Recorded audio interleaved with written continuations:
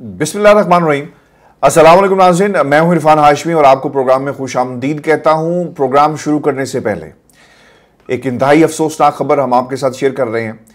अजहर सदीक साहब बहुत ही प्यारे इंसान हैं और इमरान खान की लीगल टीम में उनकी एक बहुत ही ज़बरदस्त किस्म की जिम्मेदारियां हैं।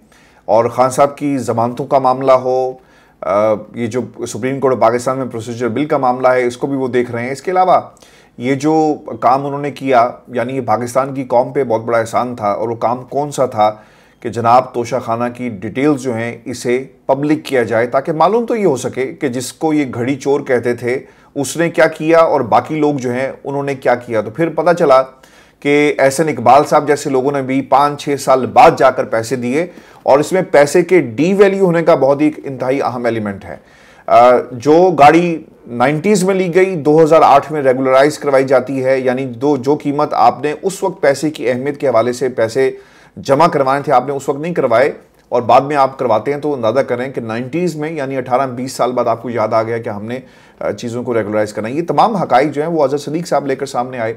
अजहर सदीक साहब से बहुत ही प्यारा एक रिश्ता है, लेकिन अनफॉर्चुनेटली कुछ लोग उनकी आवाज़ को बंद करना चाहते हैं और वो डटे हुए हैं और वो पीछे नहीं हटेंगे। इंतहाई अफसोसनाक वाकया पेश आया, उनके घर पर पेट्रोल बम से हमला किया गया है और उनकी गाड़ियों को आग लगाने की कोशिश की गई। रात की तारीकी में 2 मोटरसाइकिल वाले आए जिसमें 4 लोग सवार थे और एक ने फिर फायर भी किया।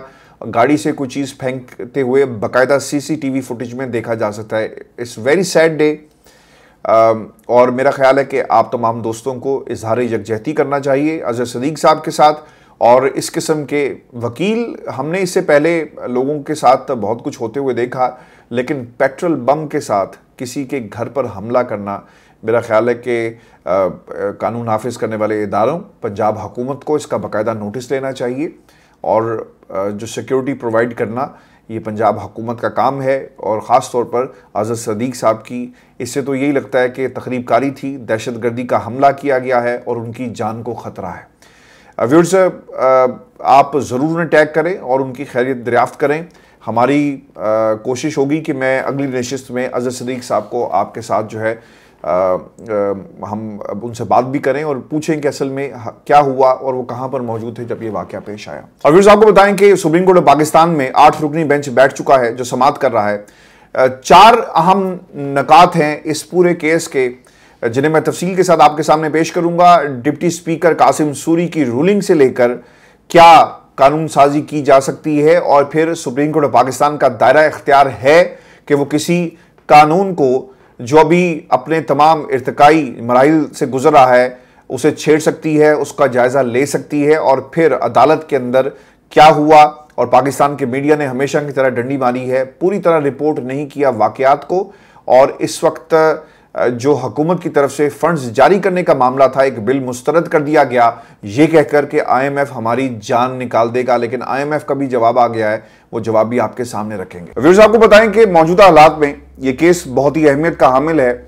एक तरफ अज खुद नोटिस की जो पावर्स हैं वो क्वेश्चन की गई हैं, जबकि हुकूमत ने कानून साजी की ऐसे वक्त में जिसके ज़रिए नवाज शरीफ को, यूसुफ रज़ा गिलानी को और दीगर लोगों को इससे फ़ायदा पहुंचाया जा सकता है। और फिर ये भी याद रखिएगा कि अस खुद नोटिस से ही जुड़ा हुआ है मामला 90 रोज़ में इंतखाबात का, इसीलिए टेक्निकल ग्राउंड्स के ऊपर जो पावर्स का मामला है सुप्रीम कोर्ट ऑफ पाकिस्तान के चीफ जस्टिस का, इसे तनकीद का निशाना बनाते हुए ये कानून साजी की गई।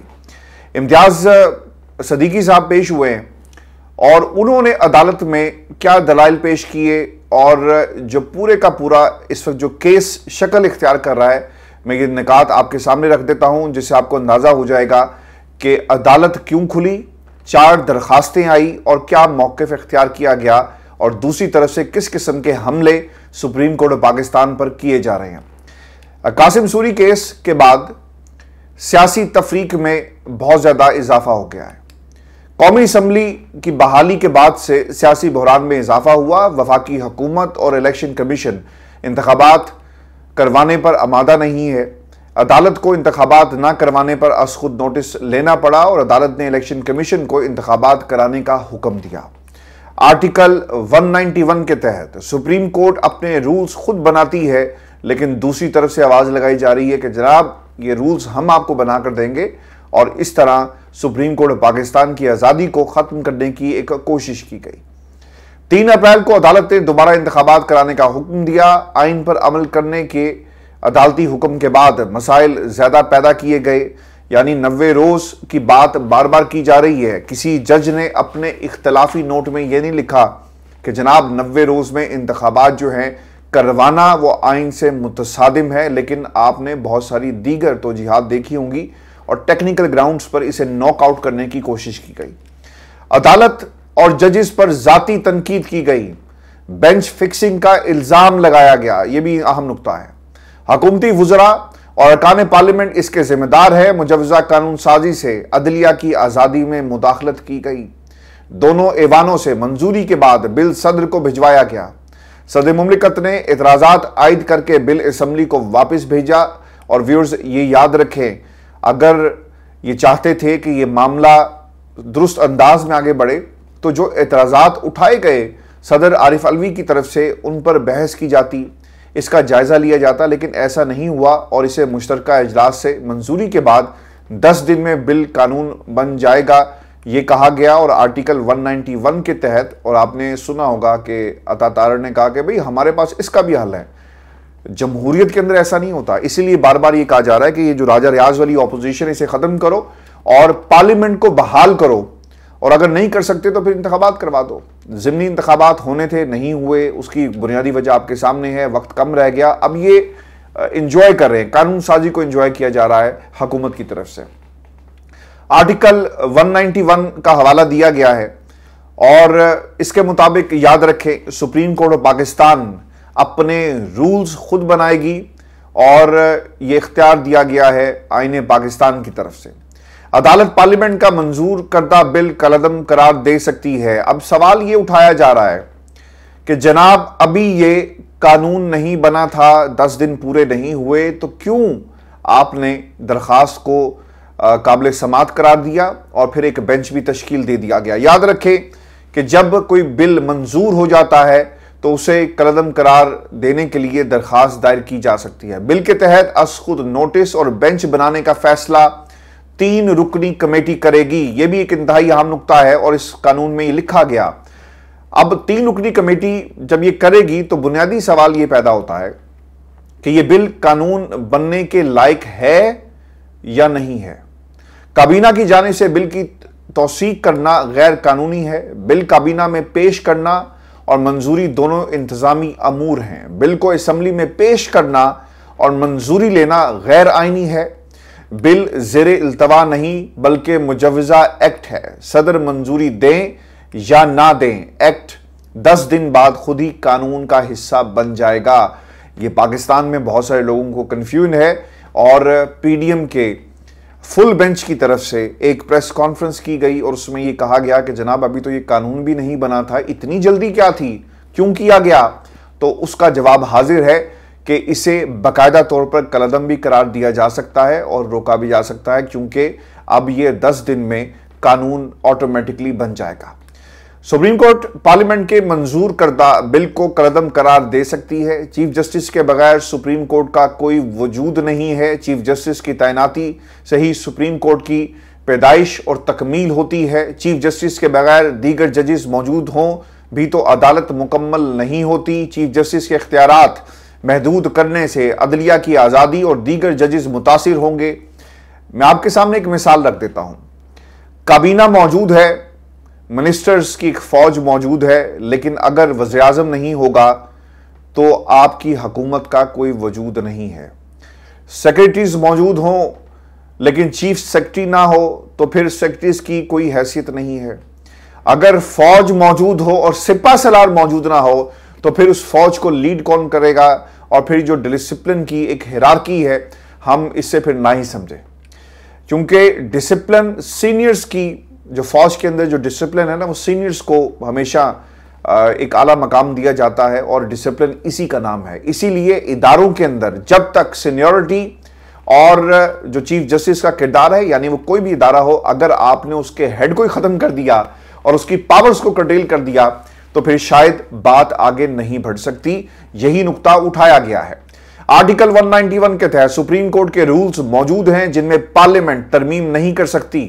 चीफ जस्टिस और जजेस के इख्तियारात कम नहीं किए जा सकते।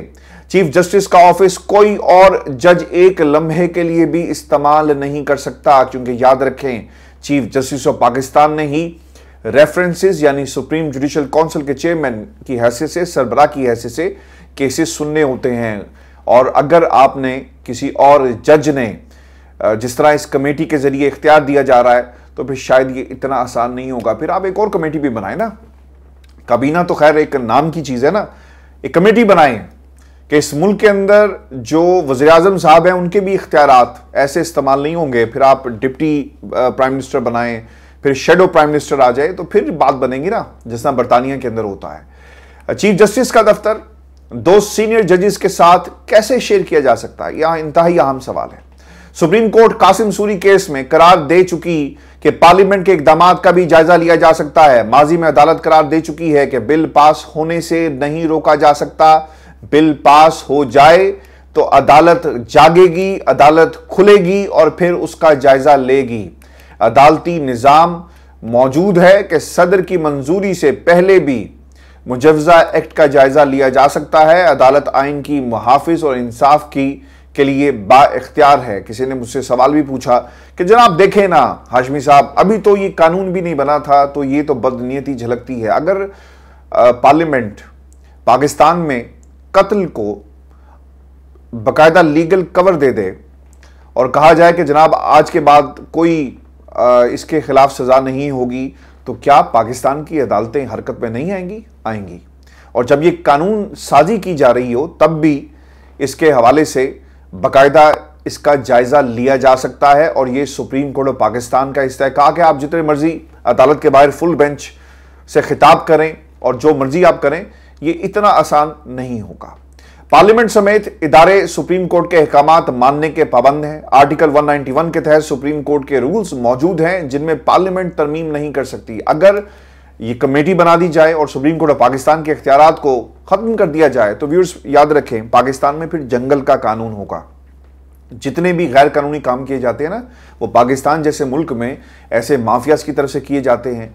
आपने अपने जो शवाहिद थे अपने केसेस के अंदर उनका दिफा नहीं किया, जवाब जमा नहीं करवाया, फर्दर जुर्म आयद नहीं होने दी, पार्लियामेंट के फ्लोर पर गए, उसको इस्तेमाल किया, कवानीन बनाए, rules of the game change कर दिए, और फिर आप ये कहते हैं कि देखें जमहूरियत पाकिस्तान के अंदर बड़ी खूबसूरती के साथ जो है वो इक़्तिदार में मौजूद है और जो कुछ किया था वो इमरान खान ने किया था। यही हम पार्लियामेंट के फ्लोर से सुनते हैं और पार्लियामेंट में सिर्फ इमरान खान की ही जो हमें आवाज़ है वो सुनाई देती है।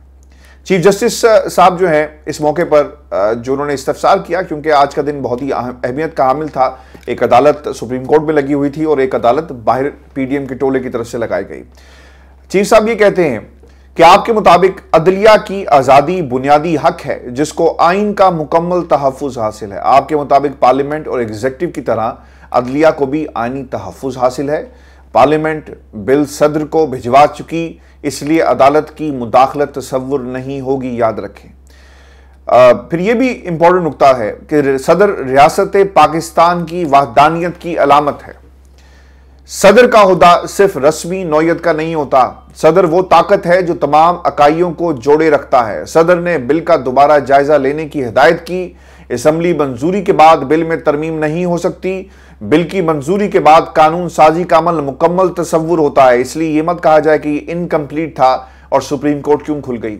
अदालत का मौजूदा केस में हुक्म जेर इल्तवा कानून साजी में मुदाखलत नहीं होगा। पार्लियामेंट अपना काम जारी रखे और सुप्रीम कोर्ट अपना काम जो है वो जारी रखेगी। बिल सदर को भिजवा चुकी, इसलिए अदालत की मुदाखलत तसव्वुर नहीं की जाएगी। लिहाजा व्यूअर्स याद रखें, ये जो एक नैरेटिव बनाने की कोशिश की जा रही थी, इसका भी अब ड्रॉप सीन जो है वो हो चुका। दलील मैंने आपके सामने रख दी है। पार्लियामेंट का बेहद एहतराम है। मुजव्वजा एक्ट का जायजा लेना चाहते हैं चीफ जस्टिस ऑफ पाकिस्तान की तरफ से ये कहा गया। चीफ जस्टिस उमर अता बंदयाल ने यह भी कहा कि यह अहम मुकदमा है जिसमें अदलिया की आजादी का नुकता उठाया गया है। पार्लियामेंट का बेहद एहतराम करते हैं।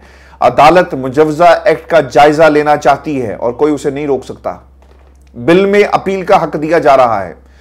कोई मुकदमा 10 रुकनी बेंच सुने तो अपील कैसे दायर हो सकती है, इंतहाई अहम नुक्ता है। आज इसी नुक्ते को पीडीएम के टोले की तरफ से एक्सप्लॉइट किया गया और उन्होंने ये कहा कि जनाब मामला यहां पर यह है कि अगर आपने इतनी जल्दी में एक बेंच बना ही दिया तो फिर तादाद को जरा गौर कर लें। 15 जजेस हैं सुप्रीम कोर्ट ऑफ पाकिस्तान के, उनमें से 8 इस बेंच में शामिल हैं, तो फिर अपील का हक कहां जाएगा? यानी इस बिल के हवाले से अगर आपने अपील करनी है तो फिर अपील का हक किधर गया?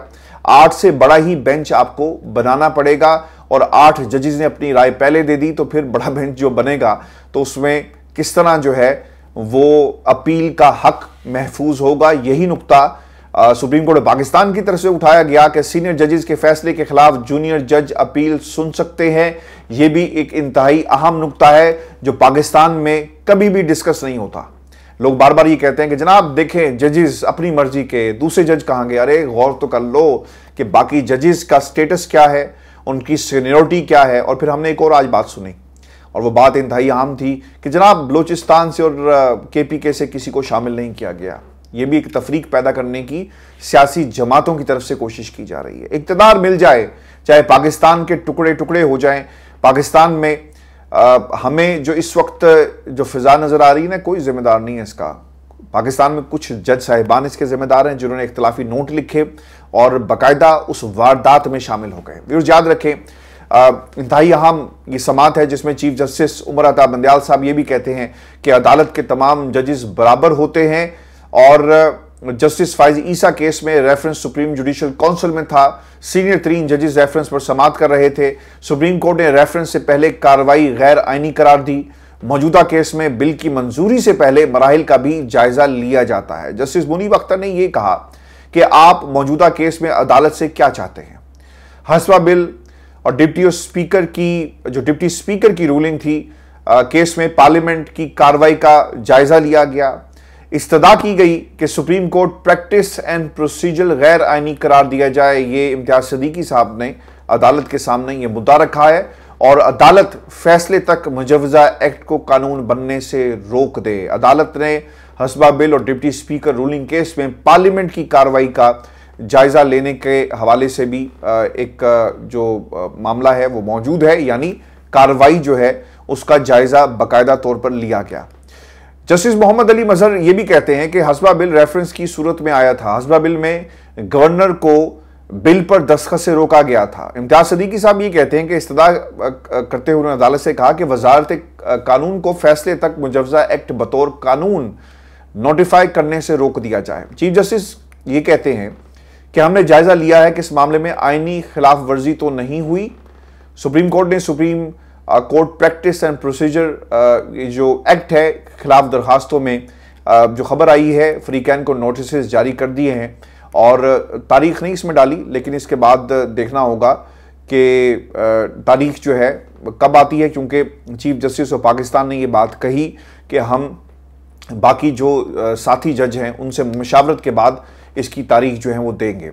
अदालत ने सदर मुमलिक को बजरिया प्रिंसिपल सेक्रेटरी, वज़ीर-ए-आज़म को बजरिया प्रिंसिपल सेक्रेटरी और वज़ीर कानून और फेडरेशन को भी नोटिस जारी कर दिए हैं। अदालत ने केस की समाअत जो है उसे मुलतवी किया, तारीख नहीं दी और फिर वफाकी हुकूमत ने supreme court practice and procedure bill कौमी असम्बली और सेनेट से मंजूर करके तोसी के लिए आपको याद रखना चाहिए सदर पाकिस्तान आरिफ अलवी को जो है वो दिया था। व्यूअर्स, कुछ चीज़ें अदालत के बाहर भी हुई हैं, इनकी कहानी भी मैं आपके सामने रख देता हूं। और व्यूअर्स, आज़म नज़ीर तारड़ साहब बहुत ही ज़हीन वकील हैं और मुझे ये कहने में कोई आर नहीं है। मैंने उनकी वकालत को देखा है ओवर द ईयर्स और काश वो इमरान खान की टीम में होते तो ये पूरे का पूरे जो सिनेरियो है वो बदल जाता। बहुत अच्छे वकील यहाँ पर भी मौजूद हैं, लेकिन एक तासुस ज़रूर है। सलमान अकरम राजा, ख्वाजा हारिस साहब जो हैं वो नवाज शरीफ साहब की तरफ से भी केसेस लड़ते रहे।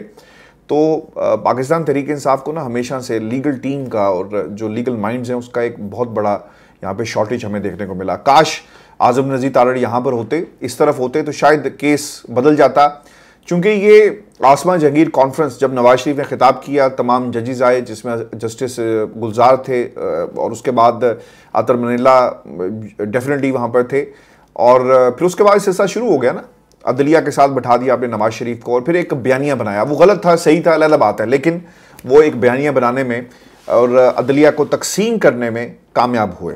अच्छा, कमर जमान कायरा साहब जो हैं वो क्या कहते हैं? वो ये कहते हैं कि पार्लियामेंट के पास अभी बिल मौजूद है और सुप्रीम कोर्ट ने टेकअप कर लिया। मैंने आपके सामने इसकी एक्सप्लेनेशन रख दी कि क्या सुप्रीम कोर्ट पाकिस्तान कर सकती है या नहीं कर सकती। सुप्रीम कोर्ट ने अपना तहरीरी फैसला जो है वो अभी जारी नहीं किया और बाद में उन्होंने कहा कि हम लेटर ऑन जो है इसका फैसला लिखकर जारी कर देंगे। क्या आप पार्लियामेंट को अपने इख्तियार से रोकना चाहते हैं? हम सारी जमातों ने पार्लियामेंट के इख्तियार के लिए जदोजहद की।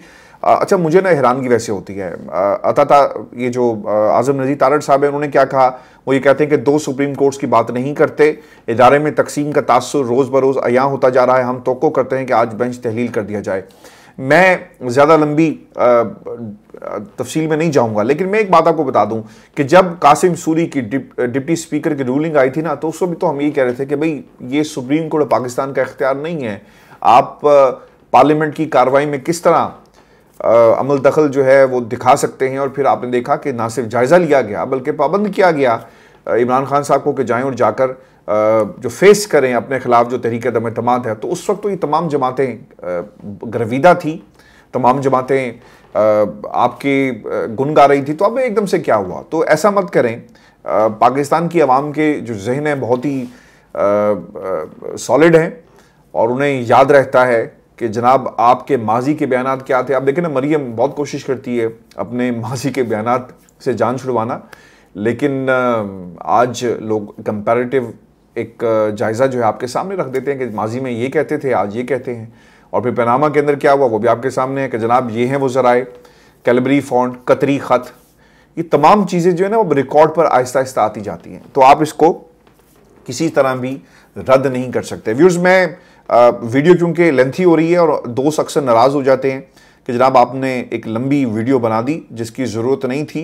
मैं आपको ये भी बता दूं कि ये जहां तक पैसों का मामला है, एक बिल पेश किया गया था कौमी असम्बली और सेनेट की कायमा कमेटी ख़जाना के अंदर, जिसमें केपी और पंजाब के इलेक्शंस के जो बिल्स थे फंड्स देने के, इसे मुस्तरद कर दिया गया है। अच्छा, आयशा गौस पाशा ये कहती हैं कि पाकिस्तान IMF के सख्त प्रोग्राम में है, हमें फंड्स की किल्लत और भारी खसारे का सामना है, हमारे पास मुख्तस बजट के अलावा इजाफी बजट दस्तियाब नहीं है, इजाफी फंड फ्राहम किए तो ये IMF प्रोग्राम से तजावज़ होगा, IMF के साथ तयशुदा खसारे तक महदूद रहना चाहते हैं। अच्छा, इससे पहले एक और भी छोटे सूबों का भी मामला उन्होंने जिक्र किया, लेकिन ये अब इररेलेवेंट हो गया क्योंकि IMF की तरफ से एक स्टेटमेंट आ गया था। मैंने कुछ रोज़ पहले आपके सामने वो स्टेटमेंट भी रखा था जिसमें बाकायदा तौर पे ये कहा गया था कि जनाब आप हमारे ऊपर मत रहिएगा और हमने पाकिस्तान के अंदर जो जमहूरी अमल है उसे रोकने की बात नहीं की। सूबों में अगर इंतखाबात होने हैं तो आप करवाएं, हमारा इससे क्या लेना देना है। लेकिन आज दोबारा जो है ये बात कही गई और ये बात जो है वो कायमा कमेटी की तरफ से की गई है। अच्छा, मैं कोशिश ये कर रहा हूं कि साथ साथ बात करते हुए वो मैं स्क्रीनशॉट निकालूं जिसमें ये बात कही गई थी। जी, निकल आया। Decision regarding the constitutionally feasibility and the timing of the provincial and general elections rest solely with the Pakistan institutions. अरे भाई, ये पाकिस्तान का मामला है और आप क्यों झूठ बोलते हैं कि जनाब क्योंकि खत लिखा गया था, ईमेल की गई थी और फिर इसका जवाब भी IMF से आ गया कि ये पाकिस्तान का इंटरनल मामला है और हमने कभी भी ये नहीं कहा कि सेक्रेटरी फाइनेंस की तरफ से जो बात बार बार कही गई थी। तो आज एक दूसरा झूठ जो है वो बोला गया है और झूठ इस हुकूमत का बोलना जो है ये यकीनन इनकी एबिलिटीज़ में से है। ये टोपियां बहुत करवाते हैं और टोपियां घुमाते बहुत हैं। व्यूअर्स, ये शो था आज का हमारा। अपने कमेंट्स भेजिएगा, चैनल को जरूर सब्सक्राइब करें। इजाज़त दीजिए, अल्लाह ने के बाद।